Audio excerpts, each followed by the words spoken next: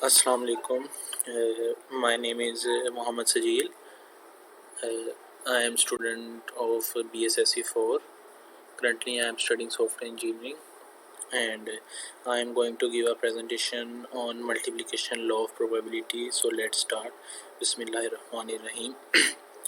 अच्छा, हमने पीछे डिफरेंट एप्लीकेशंस पढ़ी हैं प्रोबेबिलिटी की, डिफरेंट लॉज वगैरह पढ़ी हैं। तो यहाँ पे हमारे पास एक नया लॉ है, मल्टीप्लिकेशन लॉ ऑफ प्रोबेबिलिटी।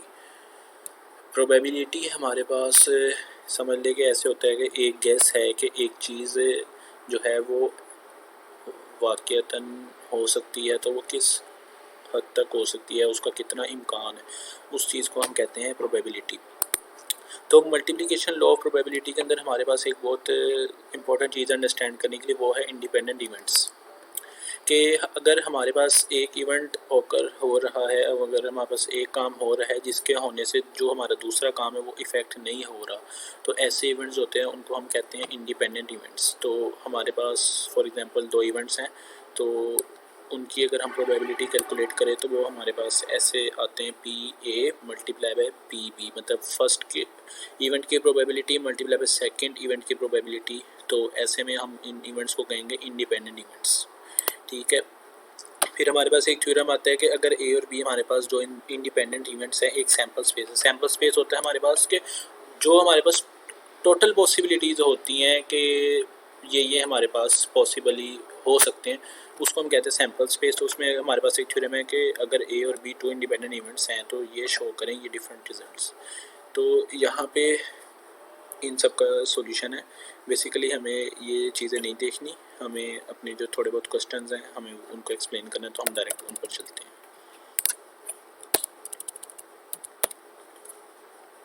तो हमें क्वेश्चन नंबर 10 से स्टार्ट करना है, बेसिकली 9 से ऑनवर्ड।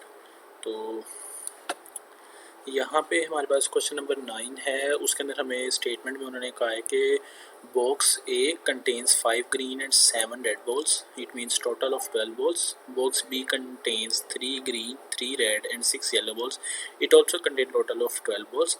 अब box is selected at random, के सबसे पहले एक बॉक्स जो है वो रैंडमली सिलेक्ट किया गया है और उसमें से एक बॉल जो है वो निकाली गई है। क्या प्रोबेबिलिटी या क्या चांसेस हैं कि जो बॉल निकाली गई है वो ग्रीन हो। तो ये हमारे पास दो बॉक्सेस हैं, उसके अंदर जो हमारे पास चीज़ें हैं ये उनकी सारा डाटा है। तो सबसे पहले हम अपना एक इवेंट बना लेते, let a E represent the event that the green ball is drawn. के ई हमारा एक इवेंट है जिसके अंदर हम कहते हैं कि ग्रीन बॉल जो है वो निकाली गई है। तो हमारे पास दो म्यूचुअली एक्सक्लूसिव वेज हैं जिनके अंदर हमारी ग्रीन बॉल हमें मिल सकती है। सबसे पहला ये है कि हमने बॉक्स ए सिलेक्ट किया और उसमें से एक ग्रीन बॉल निकाल ली हो, ठीक है। या हमारे पास दूसरा है कि हमने बॉक्स बी सिलेक्ट किया और उसमें से एक ग्रीन बॉल निकाल ली हो। तो दोनों की हमारे पास प्रोबेबिलिटी है 1/2। देयरफॉर हम इसकी प्रोबेबिलिटी कैलकुलेट कर सकते हैं। हम A intersection E plus B intersection E, मतलब दोनों इवेंट्स जो हैं हमारे पास, दो म्यूचुअली एक्सक्लूसिव इवेंट्स हैं, हम उनकी जो प्रोबेबिलिटीज़ हैं उनको आपस में प्लस कर लेते हैं। तो हमने ऊपर पढ़ा कि जब हमारे पास जब हमारे पास डिपेंडेंट इवेंट्स हों तो फिर हमारे पास प्रोबेबिलिटी ये बनती है, एक जब दो दो आपस में इंटरसेक्ट कर रहे हैं तो P A into P E A. P E A हमारे पास होता है P E A intersection E over P A. तो वो हम जो है ना इस तरह करके, ये जो P E is given on A, इसको हम ऐसे रीड करते हैं। तो यहाँ पे हमारे पास ये है कि हमने पी ए की प्रोबेबिलिटी हमारे पास 1/2 आई थी जो हमने यहाँ से ली, और इसको हम मल्टीप्लाई करेंगे पी ई गिवन ओवर ए, वो हमारे पास आएगी कि हमारे पास पहले बॉक्स के अंदर 5 ग्रीन है और टोटल हमारे पास 12 है। तो हम 5 को 12 पे डिवाइड करेंगे तो हमारे पास पी गिवन ऑन ए आ जाएगा। इसी तरह हमारे पास जो सेकंड वाली है पी बी, सेकंड इवेंट है हमारा, उसकी है 1/2 हमारी पी बी की है plus E given on B की आ जाएगी। हमारे पास 3, हमारे पास बी में से 3 ग्रीन निकल सकती हैं और टोटल हमारे पास 12 है तो टोटल पे डिवाइड हो जाएगा। तो ये हमारे पास जो है उनके आंसर्स आ गए, तो उनको हम सॉल्व करेंगे तो हमारे पास आंसर आ जाएगा 1/3 के। हमारे पास 1/3 प्रोबेबिलिटी है कि अगर हम रैंडमली एक बॉक्स सेलेक्ट करें तो उसमें से हमारे पास ग्रीन बॉल आ सकती है। ये थी हमारे पास फर्स्ट एग्जांपल। अच्छा जी, सेकंड एग्जांपल हमारे पास है an urn contains 10 white and 3 black balls, total of 13. Another urn contains 3 white and 5 black balls.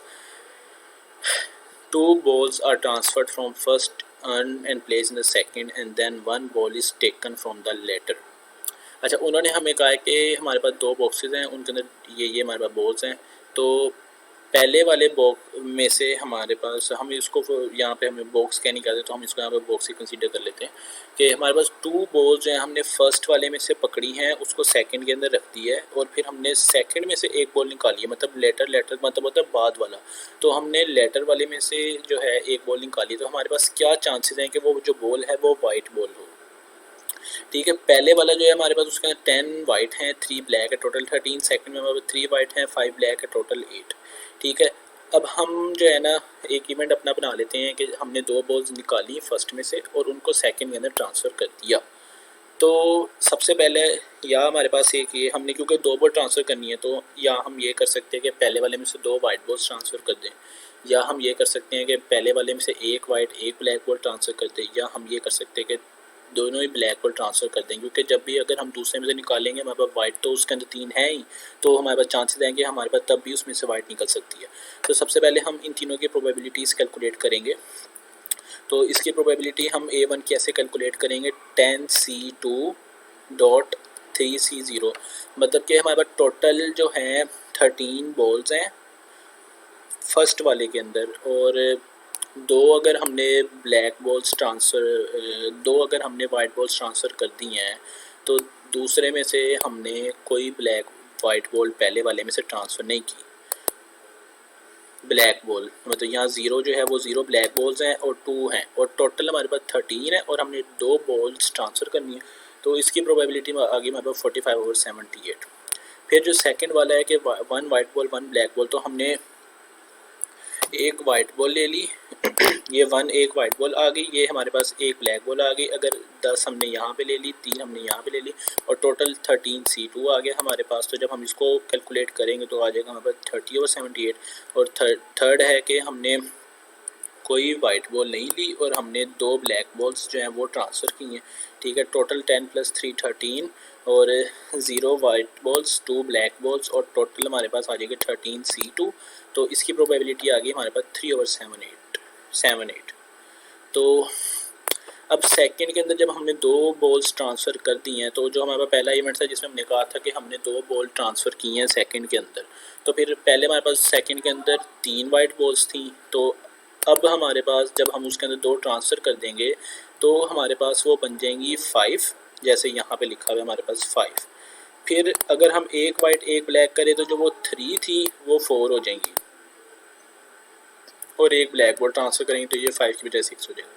तीसरे में था कि हमने 2 ब्लैक बॉल्स ट्रांसफ़र किए, कोई वाइट नहीं की, तो हमारे पास 3 ही वाइट रह जाएंगी और 7 ब्लैक बॉल्स हो जाएंगी। तो उसके बाद हमारे पास टोटल बन जाएंगी, अब हमारे पास 10 वाइट हो गई 3 ब्लैक हो गई, 13, पहले वाला सेम रहेगा, दूसरे वाला हमारे पास था 3 वाइट थी 5 ब्लैक थी 8 हो गया। ठीक है, अब हमने एक W इवेंट ले लिया जिसके अंदर हमने कहा कि सेकंड में से हमने बॉल निकाली है, कि मतलब हमने सेकंड में से बॉल निकाली है ट्रांसफ़र करने के बाद, तो PW हम कैसे कैलकुलेट करेंगे, हम A1 की इंटरसेक्शन लेंगे W इवेंट के साथ, फिर A2 की इंटरसेक्शन लेंगे W इवेंट के साथ, फिर A3 की इंटरसेक्शन लेंगे W इवेंट्स के साथ। तो PA1 इंटू PWA1, क्योंकि ये डिपेंड कर रहे हैं एक दूसरे पर, इस वजह से हम जो है ना इस तरह से इसकी प्रोबेबिलिटी कैलकुलेट करेंगे। PA1 की हमने ऊपर कैलकुलेट की थी, वो हमारे 45/78 आई थी। अब W/A1 हमने कैसे कैलकुलेट की कि जब हमने 2 बॉल्स उसमें ट्रांसफ़र कर ली तो हमारे पास उसमें टोटल 8 की बजाय 10 हो गई, वाइट जो है वो हमारे पास 5 हो गई। अब हमारे पास क्या चांस है कि 5 ब्लैक बॉल्स 5 वाइट बॉल्स जो हैं वो हम टोटल 10 में से सिलेक्ट कर सकते हैं, जिनमें से हमारे पास एक वाइट बॉल आ सकती है। अब हमारे पास टोटल 5 है और उसको हम टोटल ओवरऑल जितनी हमारे पास बॉल्स बननी है हम उस पर डिवाइड कर देंगे। फिर सेकंड हमारे पास P A2 आया था 30 और 78 और यहाँ पे 4/10 हमारे पास इस तरह आया कि अब हमने एक बॉल ट्रांसफ़र की थी सेकंड वाले इवेंट के अंदर, तो जब हम 3 में 1 जमा करेंगे तो वो 4 हो जाएगा, टोटल हमारे पास 10 हो जाएंगे क्योंकि हमने एक ब्लैक बॉल भी ट्रांसफ़र की थी। फिर थर्ड वाला है हमारे पास, उसके अंदर हमारे पास PA3 की आई थी 3/78 और इसके हम क्योंकि हमने उसके अंदर थर्ड इवेंट के अंदर कोई भी वाइट बॉल ट्रांसफ़र नहीं की थी बट हमने 2 ब्लैक की थी, तो टोटल हमारे पास 10 हो गई थी और वाइट जो है वो हमारे पास 3 रह गई थी। तो हम इनको सॉल्व करेंगे तो हमारे पास इसकी प्रोबेबिलिटी आ जाएगी 0.4538। इट मीन्स कि हमारे पास 0.4538 चांसेस हैं कि अगर हम पहले अन में से दूसरे अन में 2 बॉल्स ट्रांसफ़र करें और उसके बाद दूसरे में से हम बॉल निकालें तो वो वाइट हो। यहाँ पे हमारा ये क्वेश्चन ख़त्म हुआ।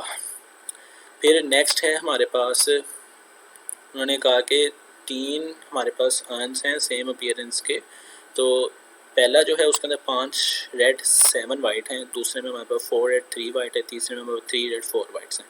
तो उन्होंने कहा कि रैंडम जो है ना हमने सिलेक्ट किया अर्न को और एक बॉल उसमें से निकाली, तो क्या चांसेस हैं कि हमारे पास जो बॉल निकले वो रेड हो, और अगर बॉल रेड है तो क्या चांसेस हैं कि वो ए के अंदर से निकली। ये 2 चीज़ें हमने फाइंड करनी है, ठीक है। तो इधर आएगा हमारे पास, सबसे पहले हम करेंगे उनमें से एक अनसेलेक्ट और उसमें से हम एक बॉल ड्रॉ करेंगे, वो या तो रेड होगी या वाइट होगी। In other words we perform a sequence of 2 experiments, हम 2 एक्सपेरिमेंट्स कर रहे हैं। This process is describe by the probability tree diagram in which each branch of the tree gives a respective probability. कि इसके अंदर हमारे पास जितने भी हैं वो सारे हमें उसकी रिस्पेक्टिव प्रोबेबिलिटी जो है ना वो हमें देंगे। अगर पहला बॉक्स हम सेलेक्ट करते हैं उसमें से हमारे पास रेड कितनी आएंगी 5/12, अगर हम वाइट लें तो 7/12, इस तरह रिस्पेक्टिवली हर किसी के अंदर दी हुई है। तो हमारे पास ए अन बी अन सी तीनों की जो प्रोबेबिलिटी है वो 1/3 आ गई, और आर को जो हम रिप्रेजेंट करेंगे रेड बॉल किसी एक में से हमने उठाई है। तो क्योंकि पहला हमारे पास पार्ट है कि हमने ये बताना है कि हमारे पास क्या प्रोबेबिलिटी है कि हमारे पास बॉल जो हमें मिली है वो रेड है। तो इसके अंदर फिर हम इस तरह करेंगे कि पी आर हम कैलकुलेट कर रहे हैं प्रोबेबिलिटी ऑफ आर के रेड बॉल आने की कितनी प्रोबेबिलिटी है, तो फिर हम उसके अंदर करेंगे P A multiply by P R A, R is given on A plus P B into P R is given on B plus P C into P R given on C. तो P ए की हमारे पास 1/3 आई, और पहले में हमारे पास 5 red हैं और total 12 हैं, तो हमारे पास ये आ जाएगा 5/12। फिर दूसरा हमारे पास R/B है, तो उसमें हमारे पास आ जाएगा 5 रेड हो सकती हैं, टोटल 7 है, इस तरह आ गया। तीसरे में हमारे पास 3 रेड हो सकती हैं, टोटल 7 है। तो यहाँ पे हमारे पास रेड बॉल आने की प्रोबेबिलिटी है 0.4722। अच्छा, सेकंड पार्ट था हमारे पास कि हमारे पास बॉल तो रेड आई है बट वो बॉल जो आई है वो पहले वाले में से आई है। तो फिर हम करेंगे सिर्फ कैलकुलेट करेंगे P A given on R, तो उसका हमारे पास फॉर्मूला होता है P A intersection with R over divided by probability of R. तो P A intersection of R हमने यहाँ से कैलकुलेट की 1/3 मल्टीप्लाई 5। अगर हम इसको चाहे तो यहाँ से भी देख सकते हैं इस ट्री डायग्राम से कि ए की जब हम इंटरसेक्शन आर से लेंगे तो वो आएगी हमारे पास 1/3 मल्टीप्लाई 5/12, और उसको हम डिवाइड करेंगे जो हमारे पास पी आर की प्रोबेबिलिटी आई थी जो हमने ऊपर कैलकुलेट की 0.4722। तो जब हम उसको डिवाइड करेंगे तो हमारे पास आंसर आएगा 0.294। मतलब कि हमारे पास हम बॉल निकालें वो रेड हो तो, और वो पहले वाले में से निकले उसकी प्रोबेबिलिटी है हमारे पास 0.294। यहाँ पे हमारे पास ये क्वेश्चन खत्म हुआ। अच्छा जी, नेक्स्ट उन्होंने हमें एग्जांपल दी हुई है, गिवन है कि पी ए जो है वो 0.60 है, पी बी 0.40 है, पी ए इंटरसेक्शन भी 0.24 है। तो उन्होंने कहा A given on B calculate करे, P A union B calculate करे, P A given on B complement, P B given on A and P B complement, and what is the relation between A and B. अच्छा जी, हमारे पास ये तीन उन्होंने given की हुई हैं, तो सबसे पहले हम फाइंड कर लेते हैं P A given on B. तो उसका हमारे पास फॉर्मूला है P A intersection B over P B. तो हम इन वैल्यूज़ को आपस में डिवाइड करेंगे तो हमारे पास आंसर आ जाएगा 0.60। सेकंड उन्होंने दी है पी ए यूनियन बी। ये सारे थ्योरम्स जो है ना वो हमने पढ़े हुए और अच्छे से अंडरस्टैंड किए हुए, ये सारे थ्योरम्स ही हम यूज़ कर रहे हैं यहाँ पे अपने। सेकंड है हमारे पास पी ए यूनियन बी, तो उसका फॉर्मूला आता है P A plus P B minus P A intersection B. तो 0.60 plus 0.40 minus 0.24 is equal to 0.76। ये सारी वैल्यूज़ हमारे पास गिवन है। P A given on B complement, तो फिर हम उसका फॉर्मूला होगा P A intersection with B complement over P B complement. तो हमारे पास एक पी बी अगर हमें फाइंड करना हो, पी बी कॉम्प्लीमेंट फाइंड करना, तो उसका फॉर्मूला आता है हमारे पास 1 minus P B is equal to P B complement. तो हमने यहाँ पे उसको से रिप्लेस कर दिया और इसकी जब हमने प्रोबेबिलिटी कैलकुलेट की तो हमारे थ्योरम से हमारे पास आई P A minus P A intersection B. हमने वो वैल्यूज़ पुट की तो हमारे पास इसका आंसर आ गया 0.60। तो फिर हमारे पास चौथा है P B given on A, तो फिर हम इसके अंदर करेंगे A intersection B over P A. तो उसकी हमने जो हमारे पास गिवन वैल्यूज़ हैं हमने उनको कैलकुलेट किया तो हमारे पास उसकी प्रोबेबिलिटी आ गई 0.40। और लास्ट पार्ट है हमारे पास पी बी बार, इसकी प्रोबेबिलिटी हमने कैलकुलेट करनी है। तो वो हम कैसे करेंगे, हमने ऊपर भी इस थ्योरम को यूज़ किया है, P B is equal to 1 minus P B. तो 1 माइनस 1 में से हम पी बी जो गिवन है उसकी वैल्यू माइनस कर देंगे तो हमारे पास उसका ये आंसर आ जाएगा। Since P given P probability of A given on B is equal to PA, इसकी हमारे पास वैल्यू 0.60 आ रही है PA के इक्वल जो उन्होंने हमें गिवन दी थी। एंड ऑल्सो PBA की जो हमारे पास वो आ रही है वो हमारी PB के इक्वल आ रही है। Therefore A and B are independent events, मतलब अगर A and B independent events हैं तो मतलब कि वो एक दूसरे पे डिपेंड नहीं कर रहे, अगर एक के ऑकरेंस से किसी दूसरे को कोई इफेक्ट नहीं होगा। अच्छा, नेक्स्ट एग्जांपल है हमारे पास a system contains two components A and B connected in series. उन्होंने हमें कहा है कि हमारा सिस्टम सिर्फ तब काम करेगा अगर दोनों कंपोनेंट्स काम करेंगे, मतलब दोनों एक दूसरे के ऊपर डिपेंड कर रहे हैं। तो हमारे पास ए फंक्शन की प्रोबेबिलिटी है वो गिवन है 0.98, सेकंड की है 0.95। आप ये अज्यूम करें कि A and B function independently find the probability that the system functions. तो उन्होंने कहा है कि उन्होंने कहा है कि आप अज्यूम करें कि ये दोनों इंडिपेंडेंटली काम करते हैं। जब हमारे पास इंडिपेंडेंटली काम कर रहे होते हैं तो उसके अंदर हम इंटरसेक्शन लेते हैं, इंटरसेक्शन का हमारे पास आंसर आता है P A multiply by P B. तो ये हमारे पास दो प्रोबेबिलिटीज़ गिवन थी तो हमने उनको आपस में मल्टीप्लाई किया तो हमारे पास ये आंसर आ गया। नेक्स्ट क्वेश्चन है हमारे पास a system contain two components C D connected in parallel.